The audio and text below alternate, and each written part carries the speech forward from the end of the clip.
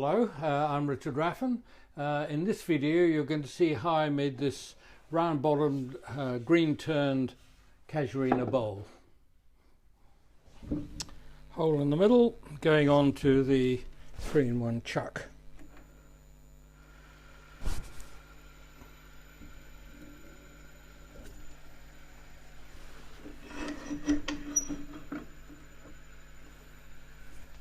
And because it's full of tannin, the casuarina, I'm going to wear a glove just so my hand doesn't get too black. The idea here is to do a rounded enclosed shape, but first I've got to get the bark off.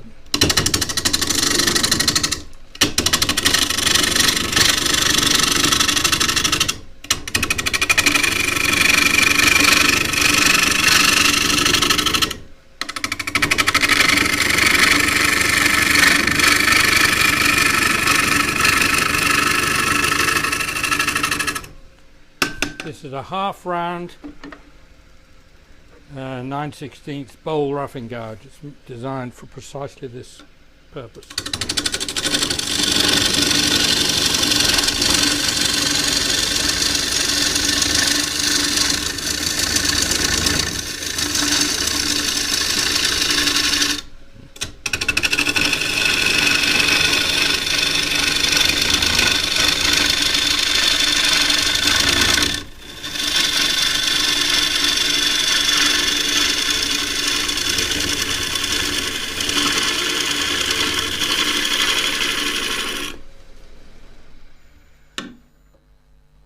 Bark, quite a bit there. So I need to come down to about there.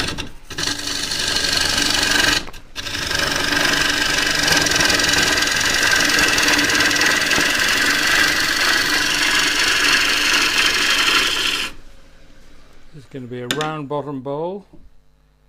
So right, all the bark's off there.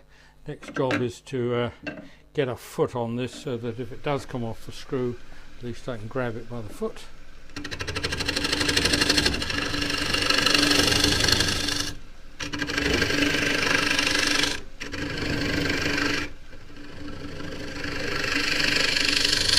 All I really need is for it to be slightly concave.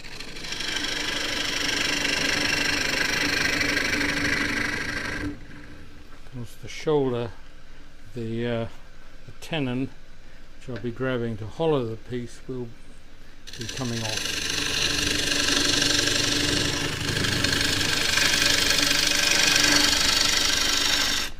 Right, I've got the bottom part of the curve done. Very wet, this.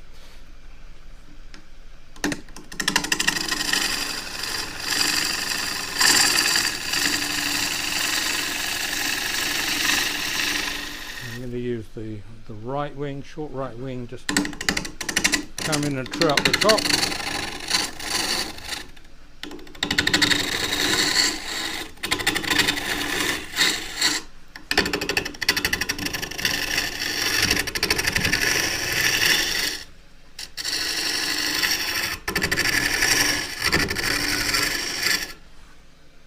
Now I start to think about the shape.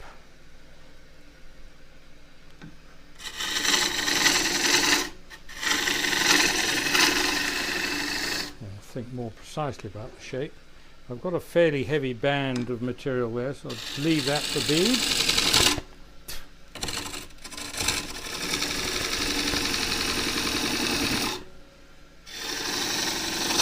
And ends in the rim.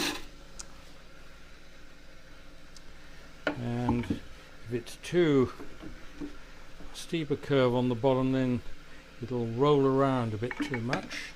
I could be thinking in terms of making this a tripod bowl with 3 little feet, but I think I'd rather have it rolling around.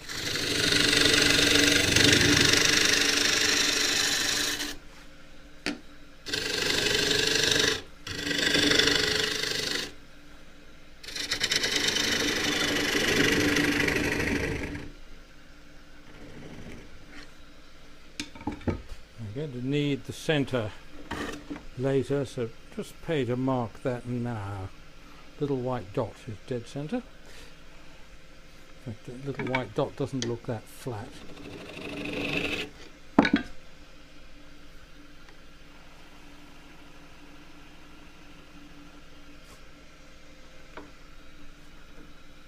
Right, so now the aim is to use the asymmetric gouge to cut a smooth curve up to where the beads will be, and do that. Oh. The big bowl gouge is asymmetric, I'll probably do it with that.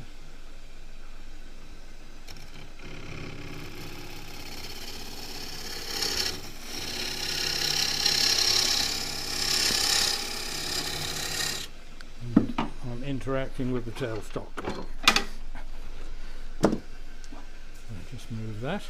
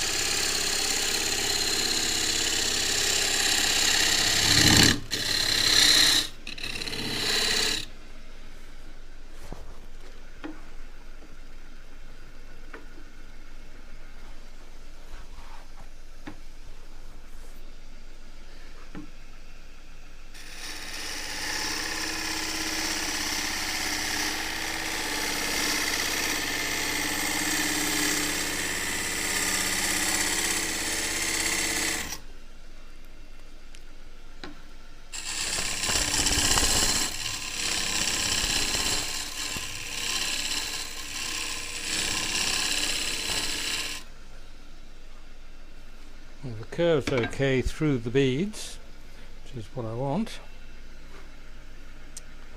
I'm just coming off the top of here. Scraper.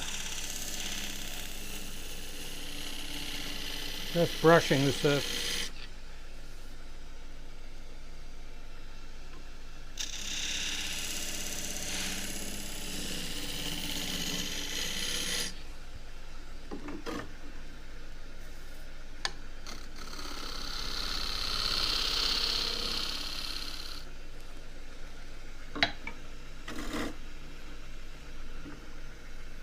I'm going to take a cut into the bottom of the beads. It's just kind of slight curve there at the moment.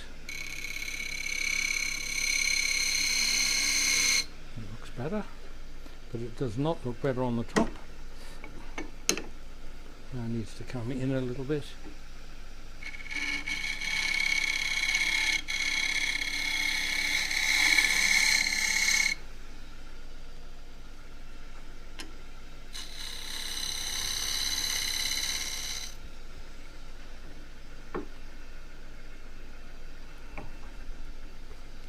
Right, beads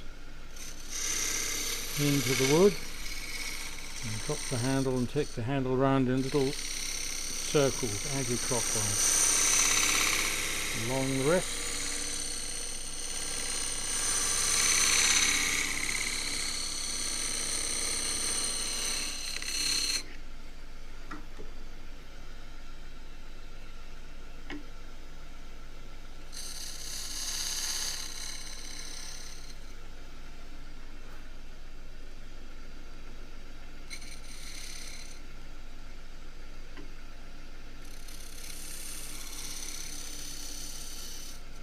Not particularly round, that lot, and the bottom one doesn't quite sure what it's doing, so it's going to get a bit smaller.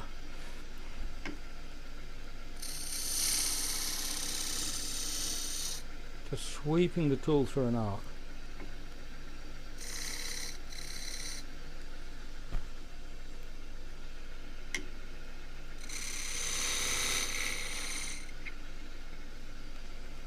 Getting the point of the thread spindle gouge, this is. Let's get it into the bead so there's more definition.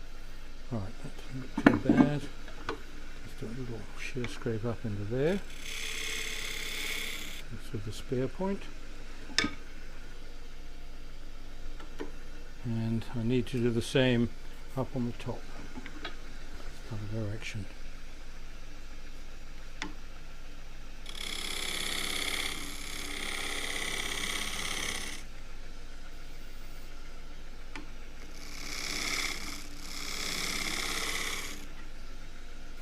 lost that curve. I've lost it.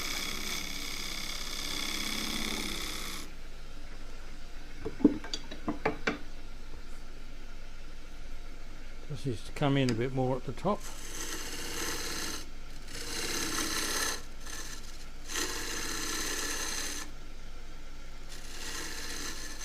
Now we'll be able to get at that from the other side. I have to when I've got the ball ready for hollowing.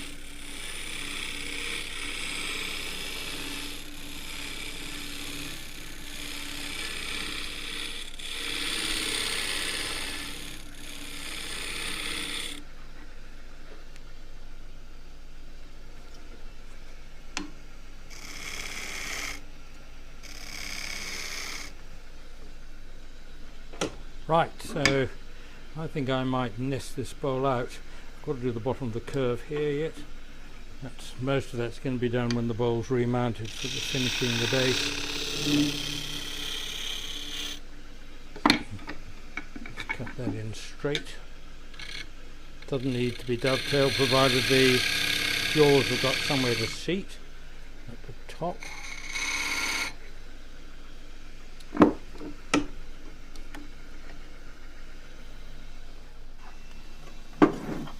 A shorter rest.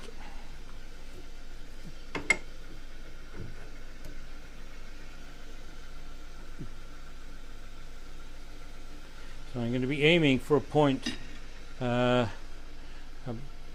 an inch, 25 mil above centre. Rest just a shade high. I want to be cutting at centre.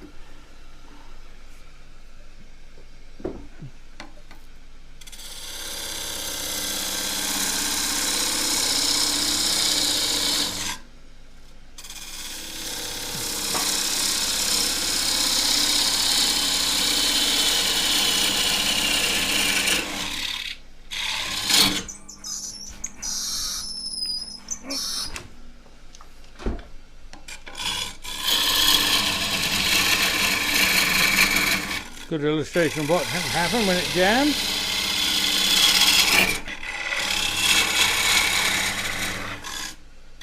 I just need to open this up a little bit more to allow for the bulk of the shaft.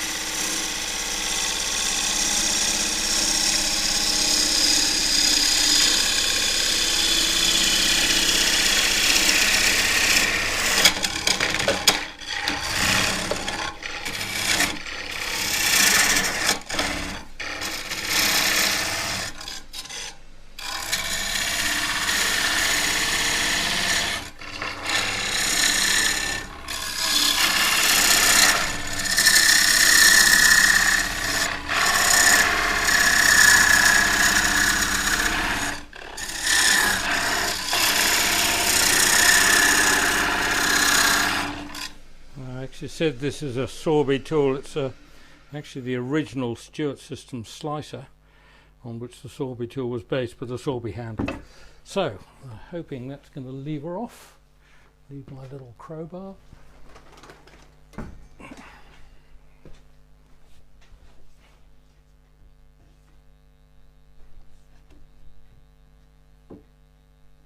Not yet.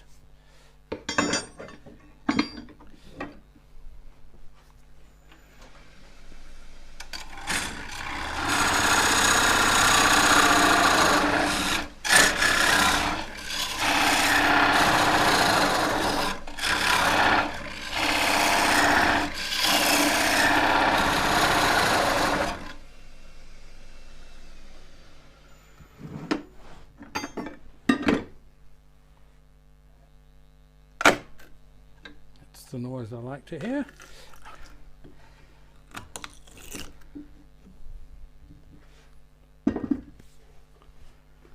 Another little bowl here, just get a foot on that and it's ready for hollowing.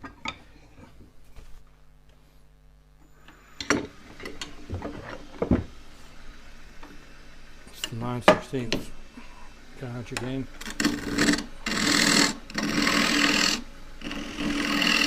Foot.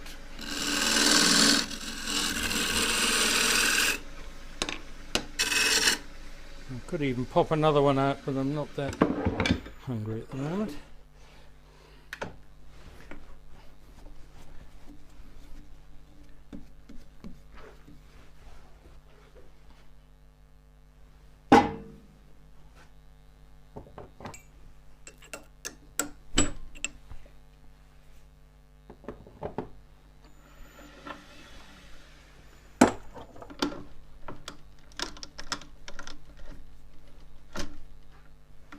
Only gripping a foot about 4 millimeters high.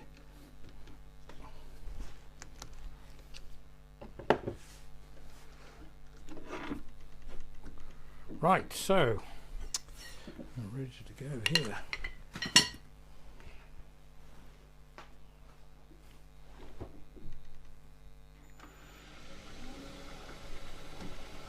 The intention here is a fairly wall about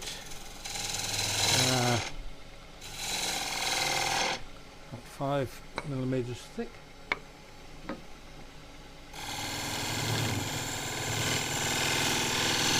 The 1/2 inch bowl gouge, deep through bowl gouge, 1/2 inch across the flute.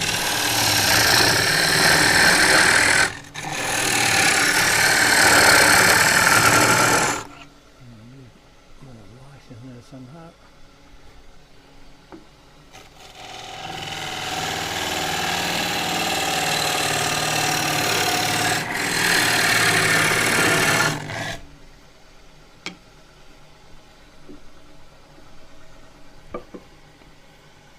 I'm going to use the 3/8 gouge. It's actually a tool, which is Czech Republic manufacture.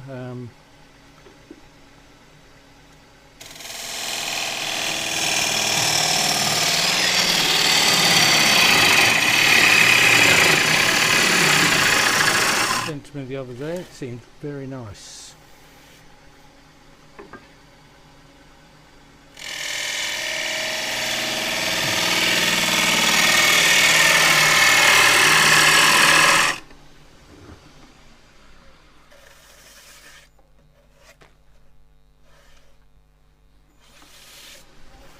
And the aim with green turned stuff, which this was growing about 3 weeks ago, I want to get down around the curve as quickly as possible.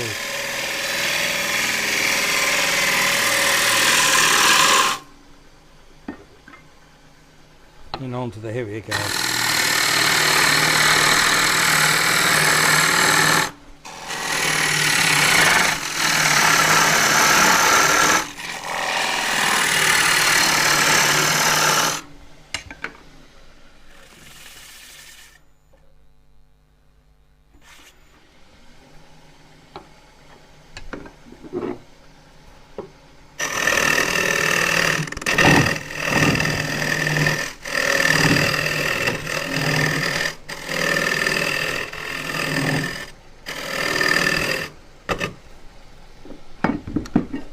Bigger rest.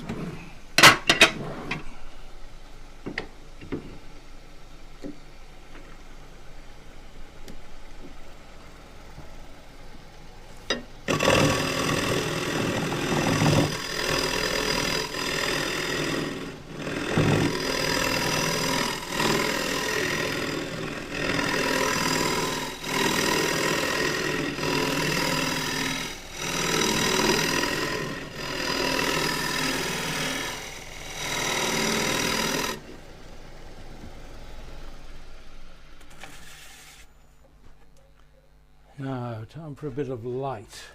So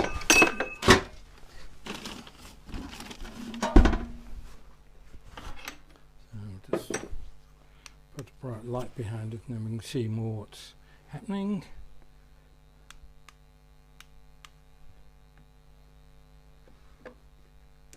If I put it up over there, I can see what's happening. I've got a little bracket here which sticks onto the bed of the lathe.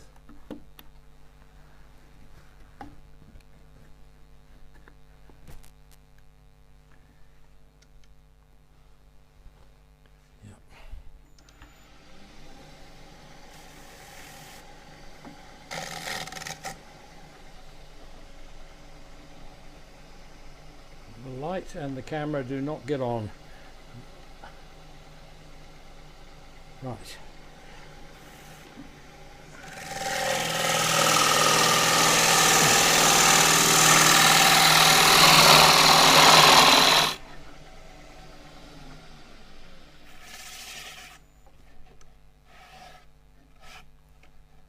I can see light coming through.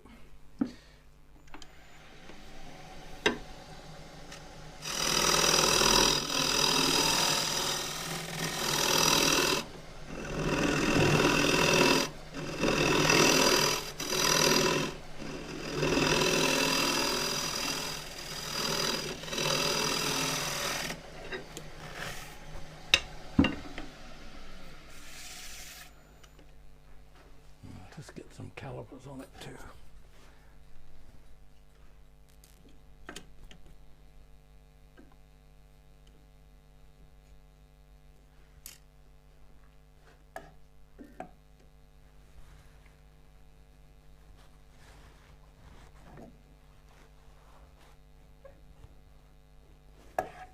And there, that's what it is. 1/4 of an inch, which is about 7 millimeters, 6-7 millimeters.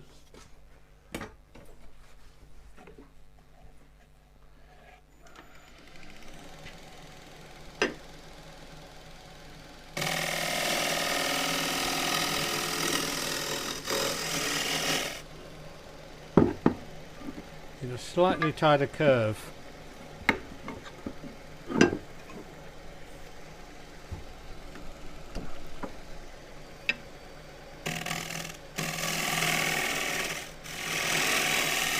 So slightly tighter curve on the radius on the scraper.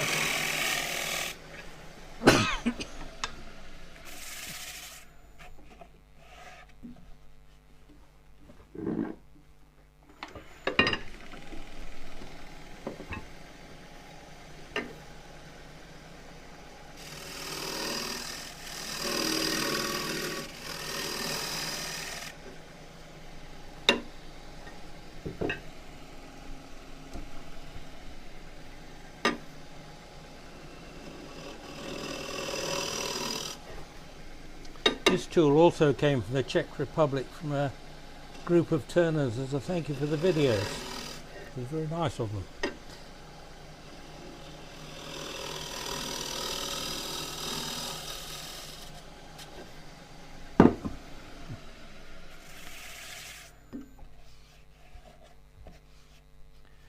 That feels just a little bit kind of lumpy in the middle, so these calipers I can get right in into the middle of the chuck underneath the foot. I've got that much. When I take the foot away,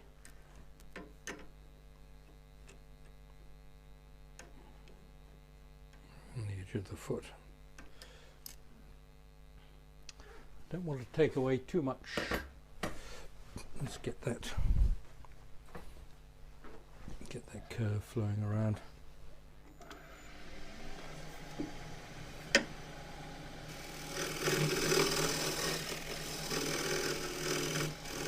Little ridge there, just that feels better. There's a little lump just in there.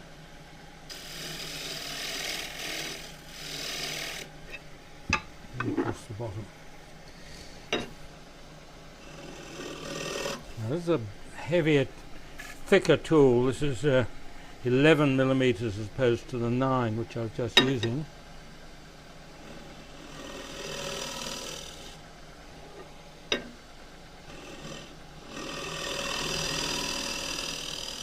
Keep the top of the tool clear, you get quite a bit of light reflected into the bowl.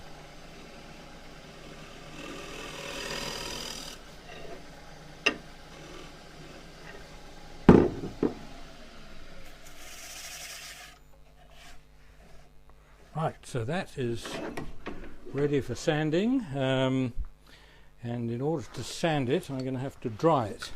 So I have a hairdryer.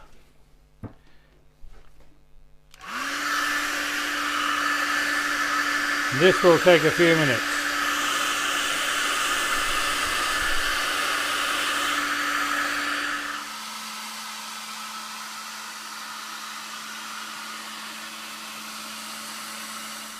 So when the surface is drying out, I get at it with, this is 120 grit. There are a few little kind of lines, a little bit of kind of picked up grain there. Thought that was a pretty clean cut, but it wasn't. So just bring the hood in a bit.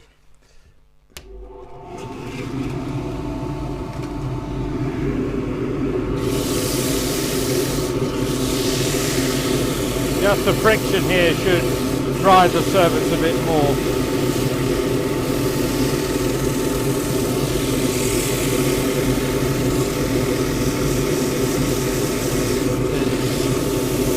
Suddenly you'll start to get some dust with the sanding. At the moment it's just building up in the abrasive.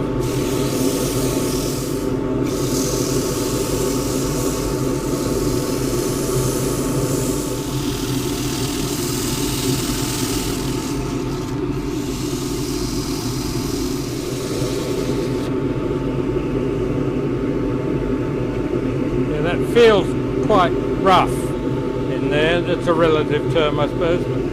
Just put that in reverse.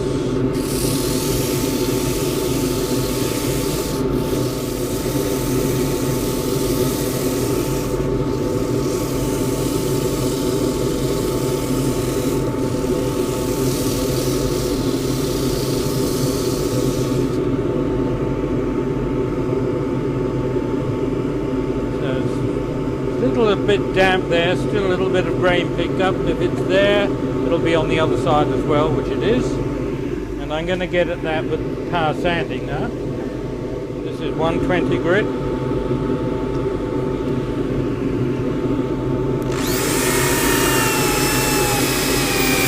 Still a bit of damp in the bottom.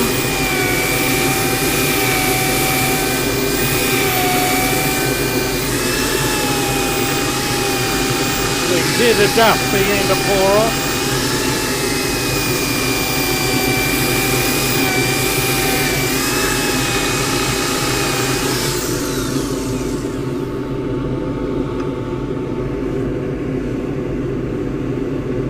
A little bit of something in there which needs attention, but this will take probably 10 minutes. So the bowl is sanded to 320. And it now needs to go between centres so I can take the bottom off. Oh, I'd forgotten about that.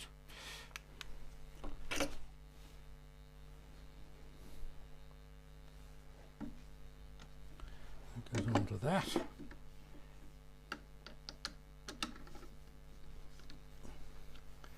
So the chuck expands into the recess there, then this will go over the top. I don't need much rest.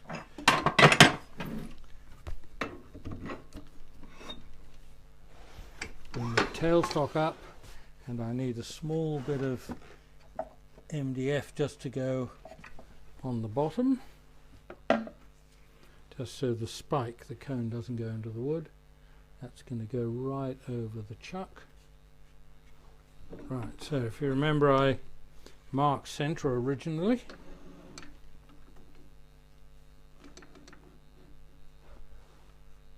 In fact, this is coming off, so I don't need the pad.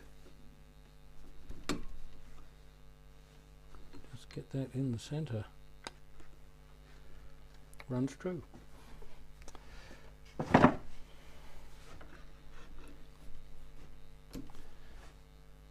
So I do all this with a 3/8 spindle gouge, and people will be asking what diameter it is. It's 10 millimeters, which is 3/8 diameter rod, and just over. Using the wing of the tool, and go a bit faster than that. So I'm running at 1069.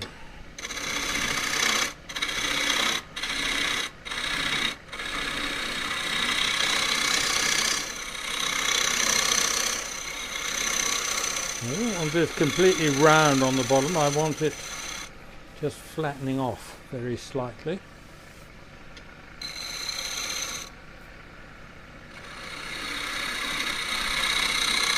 This bowl should go oval as it dries out, and the end grain should peak up, so I've got to bear that in mind.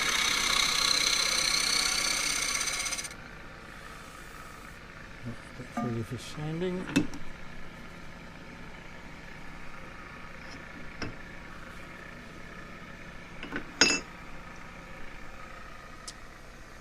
And go through the whole lot as I did before, starting with 120.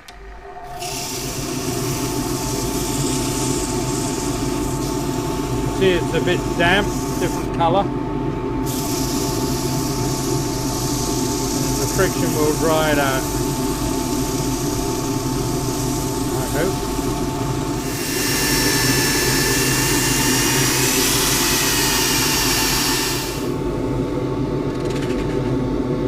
Looks good.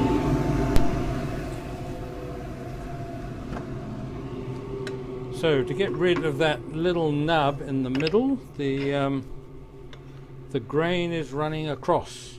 So as I turn the lathe off, if I give that a little shove, the grain will just shift and break. But you need to have the lathe running down too, because it's going to then drop off. And once I've got it to there, then I can just sand that off with the power.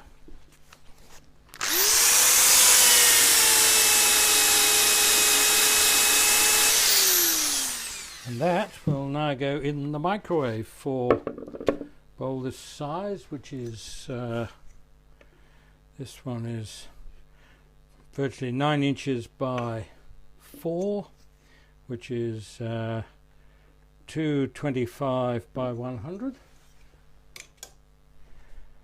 2.5 minutes. So this one comes out. It's steaming, but yes, it's steaming more now, so I just need to tilt it up on edge a bit, just so there's more steam comes off the bottom. This is the bowl about 10 days later. It's warped very much as I hoped it would. It doesn't. It will wobble slightly, but it won't fall over. This bowl has had about 6 lots of between 90 seconds and 2 minutes in the microwave oven on full capacity on cook. Each time it's come out steaming, and I've then left it a few days just to settle down. There are no splits in it. It's, as most bowls will when the grain's fairly even, it's warped rather than split.